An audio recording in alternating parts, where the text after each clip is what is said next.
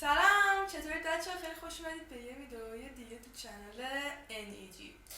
توی این ویدیو قراره که من یه کوئسچن باکس توی اینستاگرام گذاشتم و از مردم پرسیدم که اگه از من متنفرن و هیتر منن دلیلشون برای این نفرت چیه. پشت صحنه یه دوست عزیز رو داریم. سلام بچه‌ها، چطوری؟ که میخواد ازمون یعنی واسمون بخونه. خب سوال 1 میگه فقط سوالم اینه که با اینکه این همه هیتر داری چجوری حالتو خوب نگه میداری؟ زیاد نمیخوام واقعا صحبت کنم توی این ویدیو، خیلی فلسفی اینجا بشینم زرت و پرت کنم، ولی میدونی نظرات منفی اینطوری که یکی 2 تا 10 تا 20 تا 30 تاشون بهتون آسیب نمیزنه، ولی تعداد بالاترش مثل قطرات بارون میمونه دیگه. تعداد زیادش ممکنه سیل را بندازه. من توی اون سیله خب شنا کردم، اذیتم شدم، تاثیرم رو گذاشته، ولی چون یه سری هدف و انگیزه رو دارم فعلا خودم رو نگه داشتم. بسیار. سوال بعد مسخره است، از آهنگت خوششون نمیاد. نمیدونم یه چی گفته بودی بعد از من مد شد، یه همچین چیزی. هیت دادن یا رپ کردن، دقیق یادم نیست. جسارت در مقابل مثلا گنده ها و پیشکسوت های رپ نکردم که اصلا یه آره تتلو و پیشرو خلصه و نمیدونم لیتو هم دیگه کیا هستن، هیچکس و بهرام و اینا مثلا بعد من ترند شدن. نه اصلا منظور من این نبود. منظور من یه سری افراد دیگه که اکثرا نونیم بودن و وقتی که من این کار کردم اونا که مثلا یه ذره استعداد داشتن یکم بلد بودن، الان تو اکسپلور میچرخی بیشترش رپ شده. قبلا اینطوری نبود. قبلا فقط اون پیشکسوت‌ها بیشتر بودن. منظور من اونا بود. در کل ممکن بود این حرفم یه مقداری تو نرو باشه، ولی گفتمش. بعدی میگه خیلی تو جمع خودتو به پسرا میچسبونی و همه اینو میدونن. کیا میدونن؟ اگه کسی باشه که خیلی خودشو به پسر میچسبونه قطعا خب کلی رل میزنه. میدونی مثلا اگه مثلا دختره حالا مثلا یه فیمی داشته باشه یارو پلنریزی میکنه که از اون فیمه یا هر چیزی، میدونی چی میگم؟ چطوری من خودم رو میچسبونم ولی نمیدونم. من همیشه سعی کردم اتفاقا خیلی دوستانه رفتار کنم، هیچ سوء تفاهمی ایجاد نشه. نمیدونم واقعا این حرفا کجا در میاد. فقط اون تیکه که میگه همه اینو میدونن. کی میدونه؟ کی میدونه دقیقا؟ چون دورویی حرفات با عملت فرق داره. این حرف فقط از یه موضوع میتونه باشه، اونم این که گفته بودم وقتی که 19 سالم بود تو ایران بودم، گفته بودم که من هیچ وقت لباسای لختی و تاپ و اینا نمیپوشم و چون من بچه بودم تا حالا یه دونه سفر خارجی نرفته بودم، یه مسافرت تنهایی نکرده بودم، هیچ کدوم از چیزایی که تا الان تجربه کردم و تجربه نکرده بودم، حتی آب معدنی تو جیب من واسه پول خودم نبود. اون آدم قطعاً عقایدش با این آدم که الان این همه چیزو از سر گذرونده خیلی فرق داره و حتی که قطعات بدن من همون قطعات باشه، من کلا یه آدم دیگه هم و خودم مسئول حرفایی که گذاشته زدم میدونم، ولی دیگه آخه اصلا دیگه همچین موضوع چیزی نیست که تو بخوای من بگی درو یا حرفت با عملت یکی نیست. اتفاقا به نظرم اینطوری هست تا جایی که سعی کنم، مگر اینکه یه چیزی توم تغییر کنه یا یه چیزی رو قبلش نمیدونستم ناآگاه بودم بعدش فهمیدم. نمیدونم. انسان جایزه خطاست واقعا. شما نمیتونید به خاطر یه خطا کلیت انسان رو ببرید زیر سوال. آره. اینجا مصاحبه بیلی آیلیش رو مثال بزنن. بیلی آیلیش هر سال مصاحبه‌های قبلیش ریاکت میده و تمام حرفای مصاحبه قبلیشو نقض می‌کنه. میگه من دیگه هیچ کدوم از این اعتقاد ندارم. خب همینو میذارم. شنید دیگه. اوکی. شما خودتون آدمی که 2 سال پیش بودید نیست. واقعا تنفری ازت ندارم. از اول دوستت داشتم، باهات حال کردم، عاشق آهنگتم، هنوز که هنوزه گوش میدم، ولی دوستان خیلی ازت بد میگن. اینطوری زیاد پیش میاد. مثلا یه مهمونی ما رفته بودیم، دختره دیگه یکم حالا درینک خورده بود، اومد پیش ما نشست، برایش گفتش که دوستان بهم گفتن اصلا سمت این نرو. الان یواشکی اومدم بهم گفتن تو خودتو میگیری، خیلی انرژیت مثلا فلان بیساره، ولی من الان دیگه هایم دست خودم نمیدونم. یه فیلم ازت دیده بودم گفتی از وقتی رپ خوندم رپرها زیاد شدن یا یه همچین چیزی، خیلی خودشیفتگی دلو میزنه. آره خودشیفتگی ممکنه واقعا دلو بزنه. آره چون که میگن همجنسگرایی. نه به اون که میگن هر روز به یه پسر میچسبی. چون اوایل گفتی هیچ وقت از بدنت واسه ویو گرفتن مایه نمیذاری، ولی این دقیقاً کاری بود که بعدم کردی. والا من ویوی نگرفتم بعد از این موضوع که مثلا حالا لباسای ورزشیم باز بوده یا یعنی چیزی نبوده که بگم واو جسوس کریسته. الان میگن جسوس تو سواد نداری بگی جیزس، ولی من اینطوری نبوده که بگم وای چقدر الان داره همه باز دیدام میشه. نه من فقط لایف استایلمو شیر کردم، چیزی که واقعا بوده رو گذاشتم. ولی خب نمیدونم، من اگه میخواستم از بدنم واسه ویو استفاده کنم کلی ایده دارم برای این کار. خیلی باستره. دلیلشو نمیدونی؟ توهین به کشته شدن توهین به کشته شدگان انقلاب مهمترین دلیل هیت دادن منه.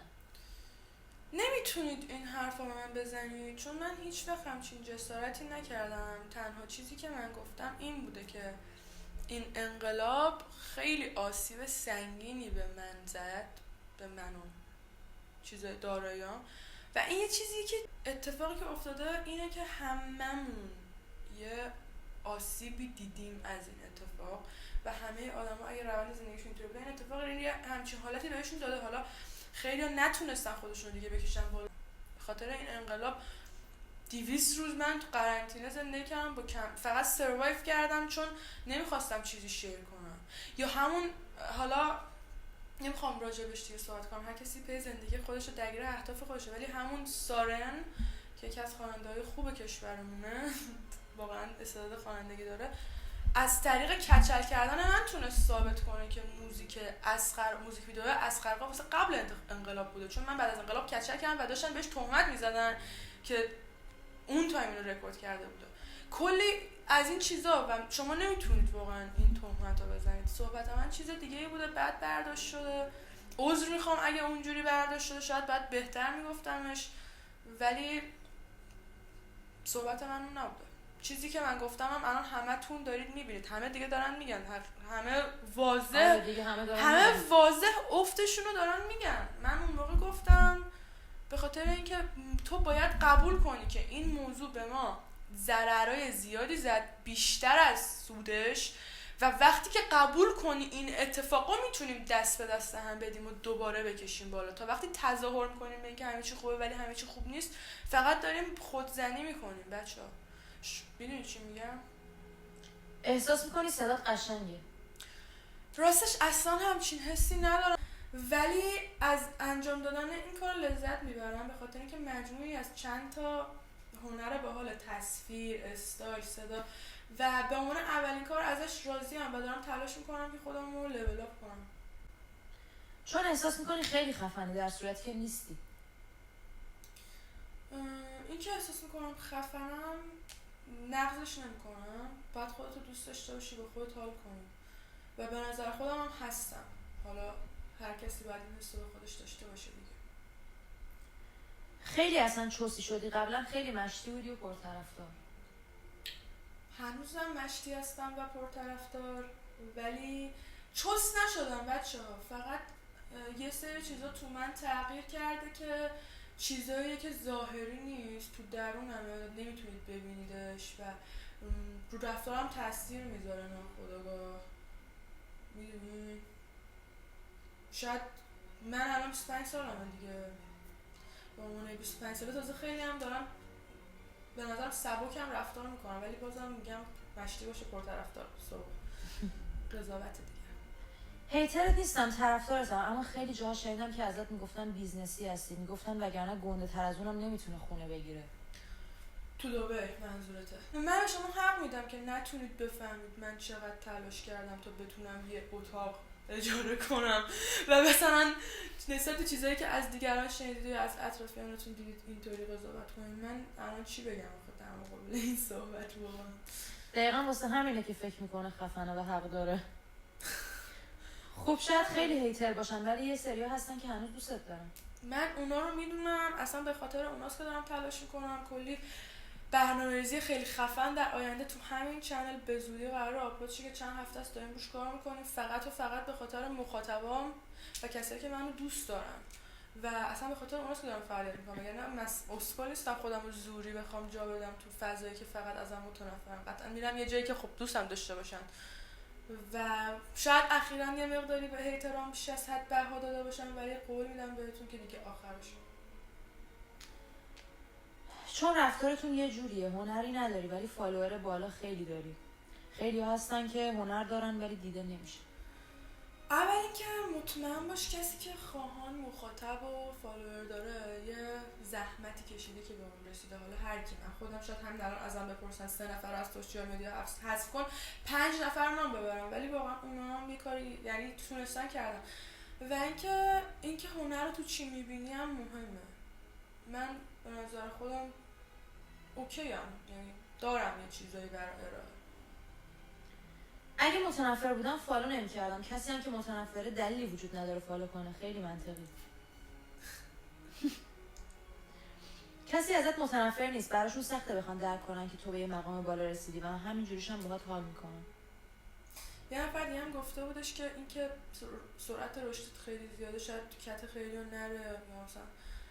خیلی ممنونم بچه‌ها، اونایی که خودشون میدونن دارم الان باشون صحبت میکنم. واقعا دمتون گرم. من جا داره تشکر خیلی ویژه کنم از کسایی که واقعا دوستم دارن و حمایتم میکنن، چه شده 20% قیمتی هر چیزی. واقعا دمتون گرم. و یه سری برنامه‌های دارم که نذارم بگذره تیکش. یه سری برنامه‌ها دارم که به زودی خیلی خوشتون خواهد اومد و خیلی قراره بهتون کمک کنم. چون فکر میکنی عضو رپ فارس هستی؟ هنوز که نه، ولی همه تلاشمو میکنم که یکی از اعضای باحالش باشم در آینده. چون خیلی چند شخصیتی و منفعت طلبی و همیشه فکر میکنی داری کار درست رو انجام میدی، اما نه. چند شخصیتی نیستم، من 1000 تا شخصیت دارم، 1000 مدل هستم و من با این موضوع میکنم. یه بار قرار زندگی کنم ترجیح میدم همه مدل‌ها رو امتحان کنم، شاید از یکیش خیلی خوشم اومد واسه همیشه روی موندم. فکر می‌کنین همه آدما فکر می‌کنن دارن کار درست انجام میدن، ولی ممکنه درست نباشه. خودت نیستی دیگه. حس میکنم یکی بهت گفته بعد اون مدلی بشی که پسرا جذبت بشن و لوندی کنی، ولی حداقل به تو نمیاد. من زیاد تلاشی در راستای لوندی کردن حقیقتا نکردم و تو این موضوع خیلی نوبم. اول راه هم اصلا تو این موضوع هیچی حالیم نیست واقعا، ولی اگه فکر کنید اینطوری نظر لطفت. چون کدی هستی و بی اصل و نسب، مودی و بی هنری. دارم استایی میشم. مودی هستم، بی هنر نمیدونم. کدی مثلا کدی یه چیز لفظ خیلی کولیه باحاله. و اینکه چی گفتی که دیگه بی اصل و نسب به نظرم ممکنم هست که باستاب خودتو تو من ببینی، این امکان وجود داره. به خاطر اینکه یه دفعه قاطی کردی فاز برداشتی که خیلی آدم جنگی شدی، نگینی که ناز بود بهتر بود، ریدی تو قبلی. اینم یه نظر. چون اصلا شبیه دخترای نرمال رفتار نمی‌کنی، قشنگ معلومه. من آدم نرمالی نیستم واقعا، اینو خودم هم میدونم. من آدمی مثلا نمیدونم چجوری میتونم راجع مسلمه که من آدم نرمالی نیستم، مسلمه که ممکنه با خیلی فرق کنم. نمیدونم چجوری میتونم جواب این حرفو بدم یه جوری که باز خود شیفتانه طور منم نباشه. ها؟ All the best. چی بود؟ All the best people are crazy, All the best people are crazy. ازت متنفر نیستم و اتفاقا توی خیلی چیزا الگوی منی، ولی کاش یه کوچولو با موهایی که باهات دعوایی نداریم تو استوریو مهربون‌تر بود. حق با شما. چرا تازه دستم داره میاد، تازه دارم میفهمم انقدر اتمسفر یه سری از آدم من درگیر کرده بود که حق دارید. من اصلا دیدگاه هم کلا باید عوض کنم و دارم تلاشم میکنم. تو آهنگت میگی یارو ویو میخواد میده بالا دامنشو، بعد خودت شورتک میپوشی. این موضوع چند بار راجبش صحبت کردم، بازم مطمئنم تو کامنت ها میبینمش. این آخرین بار که راجبش صحبت میکنم. منظور من از اینکه اون یارو ویو میخواد میده بالا دامنشو اینه که یه نفر برای دست آوردن ویو بدون هیچ تکنیکی فقط این کارو بکنه و هیچ کار دیگه انجام نده. ولی اگه یه نفر داره یه هنری، یه تکنیکی رو میکنه، حالا استایلش هم مثلا راحت و آزاده، اون به خودش مربوطه. ولی خب من خودم هم قبول دارم یه تایمی یکم زیادی باز لباس میپوشیدم، شاید بازم تکرارش کنم، به خاطر اینکه اون قب دیگه واسه من از بین رفته، ولی تمام تلاشم میکنم که تو انتخاب لباسام سلیقه جذابتری به خرج بدم از این بابت. چون از موهای کوتاهت خوشم نمیاد. نظر تو هم محترمه. منم اواخر یکم ازش خسته شدم، ولی به نظرم سبک باحالی بود و به زودی رو خیلی خواهید دید و به نظرم یه هلو یا یه توت فرنگی یا یه گیلاس یا یه خیار رو خیلی ممکن دوست داشته باشن، خیلی ممکن دوست نداشته باشن دیگه. چیزی نیست که بخوای بتونی همه رو راضی نگه داری. اوایل ریحانه پارسا یادت سعی می‌کرد سکسی نشون بده خودشو و رفتارش نرمال نبود. تو الان دقیقاً اونی. نظری راجع به این موضوع ندارم، ولی تا جایی که یادم ریحانه پارسا بیشتر به خاطر یه حرکتی که اومده بود جلوی دوربین اینطوری با لب و چشم بازی کرده بود خیلی هیت خورده بود که من نمیدونم کدوم یکی از کارهای من شبیه یه همچین چیزیه، ولی به نظرم خیلی آدم کولی میاد. نظر نمیدونم. یه سری که شبیه هم هست. بگو. ازت متنفر نیستم اتفاقا، خیلی باهات حال میکنم، ولی چرا رپ میخونی بهت نمیاد؟ رپ به نظرم چیز کولیه، اتفاقا به نظرم خیلی هم بهم میاد که اینقدر راجعش صحبت داره میشه و باید فرصت بدی آدما خودشون نشون بدن و با ترای اول این اتفاق نمیافته و من آدمی نیستم که حرفا انقدر رو تاثیر بذارن که گیو اپ کنم. میسپاریمش به زمان. اگه خیلی تلاش کردم بازم نظرتون این بود دیگه میذارمش کنار دیگه. نظر شما البته فقط برام مهمه، نظر مخاطبم نه نظر رقیبام. متنفر نیستم، دلخورم از حرفت که ما کشته دادیم و کتک خوردیم به خاطر آزادی که راه نفرایی مثل تو هم باز بشه، ولی تو اون حرفو زدی. سوء تفاهمه واقعا. سوء تفاهمه. من شراکت کردم تو این موضوع. اوکی. خیلی ها شراکت نکردم. هیچ. من شراکت کردم، کلی هم بها دادم به خاطرش. الان که از بزرگترین دلایلی که به هیچ عنوان نمیتونم وارد ایران بشم و هر کسی رو که میگیرن عکس منو میذارن و میگن بگو این کی بهش پول داده که این کارو کرده، داره واسه کی کار میکنه، در صورتی من فقط شراکت کردم با مردمم. سوء تفاهم. چیزی نمیتونم راجعش بگم. گفته هر چیزی که لازم بدونید واضحه، کسی که لازم باشید بفهمن میفهمن. خزی لباسات زیادی جلفن و مردم بی احترامی میکنی. تو هم به من بی احترامی کردی. فکر کنم چون وایب نگین قبلی رو نمیدی. خیلی ها به خاطر کدی بازیات فالوت کردن. خاکی بودی. مخاطبای جدیدم که من جدید رو درک میکنن منو پیدا کردن و به قول تتلو میگه تا نتونی از قبلی خدافظی نکنی جدیده نیست. من از اون نگین قبلی دیگه خدافظی کردم، دارم جدیده رو میسازم و نمیخوام واقعا به گذشته برگردم. اونجا اوایل شروع پیشرفت من بوده، چرا باید تا ابد شبیه اوایل شروع پیشرفتم باشم؟ دختری ولی رفتارهای پسرانه داری که این رو مخه. دختره اینطوری زیادن دیگه.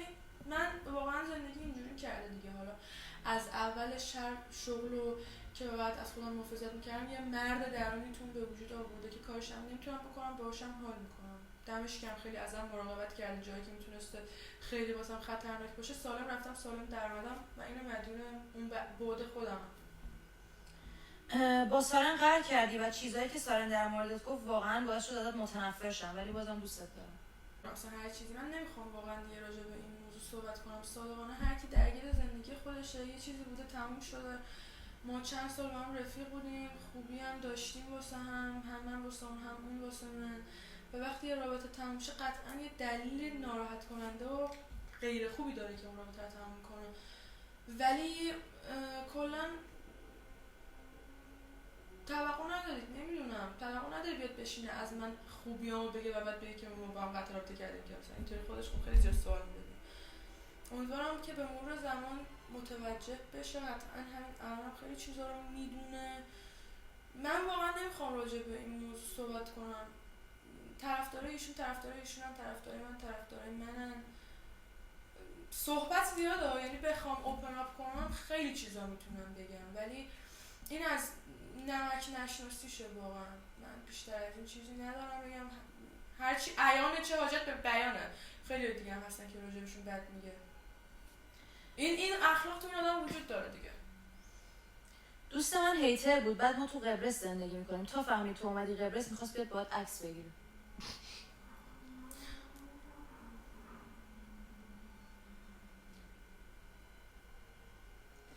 من اول نبودم ولی سارن اومد گفت تو پشت ربکا. بعد گفتی خوشم نیومد. نمیدونم دقیقا همچین صحبتی کرده یا نه، ولی به نظر من ربکا خیلی دختر کولیه.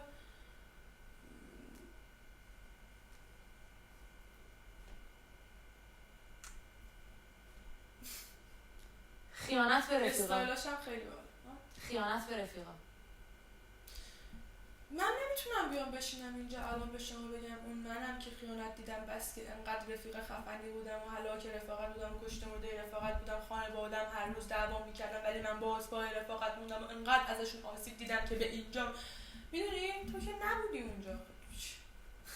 من الان ویدئویی دارم، حالا تا چند وقت دیگه میذارمش تو چنل اصلیه، که همون رفیقایی که فکر می‌کنید من بهشون خیانت کردم توی جمع نشستیم و میگیم که کی اصلا با معرفت‌تره، میگن نگین. میدونی؟ چجوری الان چیکار باید بکنم؟ بعد داشتم اینجا خودم ثابت کنم واقعا عکس نشون ناکن من اینجا با معرفتی کردم. حرفای شما ثابت شده است. استار داری که خواننده ای، از طرف میتونی خیلی تو کار مدلینگ و اینا موفق بشی، چون هم بدنی هم استایلی خوبی. من سعی کنم تو این زندگی که از خدا گرفتم تمام هیت‌هایی که یک کم بهشون علاقه دارم و امتحان کنم. حالا چرا از بعضی کسایی که قبلا دوست و رفیقت بودن و همیشه باشون بودی متنفری و دیگه باشون نیستی؟ به خاطر اینکه قلبمو سرد کردم به مرور زمان با کارشون و هی ساکت موندم، هی ندید گرفتم، ولی خب قطع جمع گرده یه بطریابه میتره که دیگه جانم. دنبال حاشیه‌ای و هیچ ارزش واسه فنات قائل نیستی؟ این صحبت که چند جا کامنت و اینا دیدم که واسه مخاطبت ارزش قائل نیستی یا محتوا چرته و اینا رو چند نفر بهم گفتن. یکی از کامنت هایی که یکم من تکون داده و دارم روش کار میکنم، یه کارهایی دارم میکنم که بهتون ثابت بشه که واسه فنام ارزش قائل. زیادی لشی انگار کثیفی، ببخشید البته. چون نگیم وسواسی بود. وسواسی هم ازت پس ممنونیم.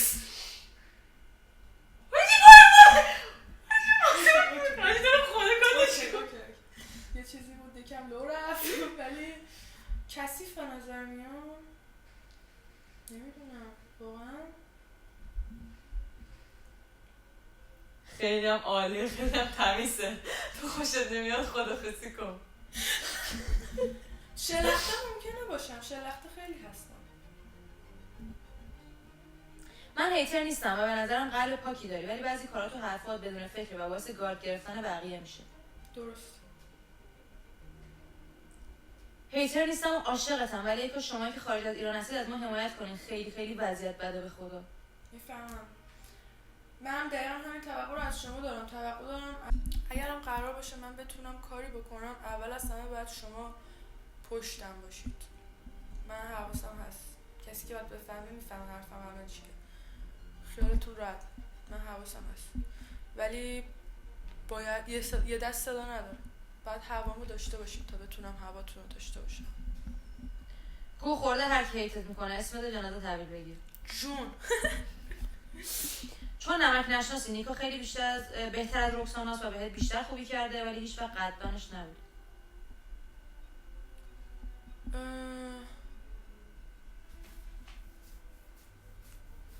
من راستش رکسانا تا حالا بهم خوبیش رسیده بیشتر. نیکا هم بهم خوبیش رسیده همونطور که متقابل بوده و هر کدوم جایگاه خودشونو دارن برام. با نیکا یعنی با نیکا یه سری دراما داشتیم ولی خب دیگه حل شده، یعنی جبران کرده دیگه. نمیخوام چیزی بگم. باهاش اوکی هم، با رکسانا هم اوکی هم، با همشون دوری و دوستی خودم رو دارم. هر کدومشون جایگاه خودشون دارن برام. تو هر کاری سرک میکشی، هیچ کاری رو به ثمر نمیرسونی. من هنوز زندم و اگه قرار باشه چیزی هم به ثمر برسه، تا وقتی که زندم باید روش کار کنم دیگه. تو پروسسیم الان داره لودینگه. متنفر نیستم، کی هستیم که بخوایم متنفر باشیم، اما من حس میکنم به خاطر پول خیلی کارا میکنی، شاید هم اشتباهه، ببخش. کسایی که به خاطر پول همه کار میکنن و اصلا نمیتونید از ظاهرشون تشخیص بدید. به خاطر اینکه کسایی که به خاطر پول همه کار میکنن با یک بار انجام دادن یک کار میتونن تا چند سال واسهتون شبیه کسایی که خیلی لاکچریان ادا در بیارن و هیچ وقت نمیفهمید. واقعیتش من طرفدارت بودم ولی برخوردت با سارا خوب نبود، مثل پخش کردن اسکرین شات چت خصوصی یه نفر. ایشون داشت به من تهمت‌های اضافی و الکی میزد و همونطور که توی این 4 سال رفاقتمون از سکوتای من خیلی جا سوء استفاده کرده بود، داشت اینجا هم از سکوت من سوء استفاده میکرد و لازم دونستم که دهن باز کنم و این موضوع رو استاپ کنم چون دیگه پای آبروم وسط بود. اعتماد به نفس کاذب، عدم داشتن وسایل یوتیوب درست حسابی در صورتی که لباسات برنده. درست روش کار میکنم. از فیلتر بولد گلامر استفاده نکن تو رو خدا. درسته. هیترت نیستم ولی زمانی که قسمت جلوی موهات بلوند بود رو بیشتر دوست داشتم. جذاب بود ولی دیگه خیلی تکراری شد. میریم سراغ مدل‌های جدید. خیالتون راحت بشه. دیگه هر سال در میاره یه جدید دست کشو. همه این سختی و تنفرها به خاطر اینه که رپری و زندگی رپرام همین. اوکی، شاید این یه چیزیه که باید بهش عادت کنم. چون قبلا که ایران بودی کلیپات با مزه و خنده‌دار بود، خودت بودی، ولی الان فقط ادایی. توی که از اون مخاطبایی هستی که دنبال فانی، فقط دنبال ویدئوی خنده‌داری. حالا من قسمت فانمو زنده نگه داشتم ولی دوست دارم که بقیه ابعادم رشد بدم و دیگه من تا چند سالگی میتونم، میدونی، همین جوریشم من سعی کردم واقعا چیزای بامزه تولید کنم و دلغک و اینا خطاب شدم و من ترجیح میدم روی ابعاد دیگه یه هم کار کنم و ابعاد دیگه من بهتون نشون بدم چون توشون توانایی میبینم تو خودم. من به خاطر تو عاشق صدای تتلو شدم.